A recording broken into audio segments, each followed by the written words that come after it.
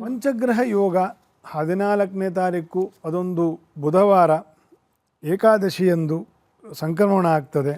15ನೇ ತಾರೀಕು ಉತ್ತರಾಯಣ ಪುಣ್ಯಕಾಲ, ಅಲ್ಲಿವರೆಗೂ ಕೂಡ ಒಂದು ಪಂಚಗ್ರಹ ಯೋಗ ಉಂಟು. ಆ ಪಂಚಗ್ರಹ ಯೋಗಕ್ಕೂ ನಾನು ಹೇಳಿದೆ, ಅದರದೇ ಆಗಿರ್ತಕ್ಕಂಥ ಪಾಸಿಟಿವ್ ಆಸ್ಪೆಕ್ಟ್ಸನ್ನು ಹೇಳಿದ್ದೀನಿ. It is all it is more effective on the administrative cadre.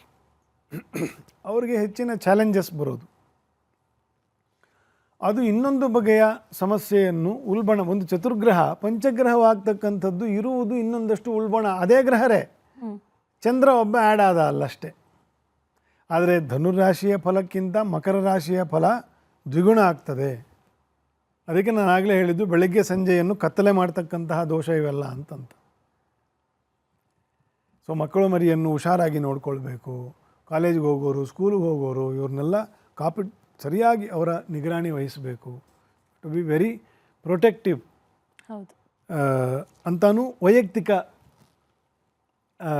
ಇದರಲ್ಲಿ ಅರ್ಥ ಬರ್ತದೆ.